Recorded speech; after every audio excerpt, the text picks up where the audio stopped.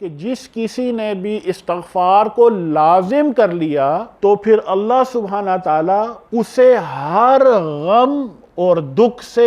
نجات دلائے گا، اس کے ہر تنگی سے نکلنے کا راستہ بنائے گا اور اسے وہاں سے رزق دے گا جہاں سے اس کا گمان بھی نہیں ہے۔ حدیث رسول کریم صلی اللہ علیہ وسلم آپ فرما رہے ہیں، اور آگے مولانا فرماتے ہیں کہ سیدنا لقمان علیہ السلام سے مروی ہے کہ انہوں نے اپنے بیٹے سے فرمایا، اے میرے بیٹے، اپنی زبان پر یہ کلمات دہراتے رہو، اللہم اغفر لی، اللہم اغفر لی، اللہم اغفر لی، کہ اے اللہ میری مغفرت فرما دے، اے اللہ میری مغفرت فرما دے، اے اللہ میری مغفرت فرما دے، یعنی اللہ مجھے معاف کر دے، کیونکہ اللہ کے ہاں کچھ لمحے ایسے ہوتے ہیں کہ جن میں کوئی سوالی حالی نہیں لوٹایا جاتا۔ اسی طرح سیدنا و مولانا الامام الحسن رضی اللہ عنہ آپ نے فرمایا، کثرت سے استغفار کیا کرو، چاہے تم گھر میں ہو، دسترخوان پر ہو، راستے میں ہو، بازار میں ہو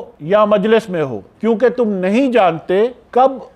مغفرت کا نزول ہو جائے۔ جس حالت میں بھی ہو اللہ سے معافی مانگتے رہو۔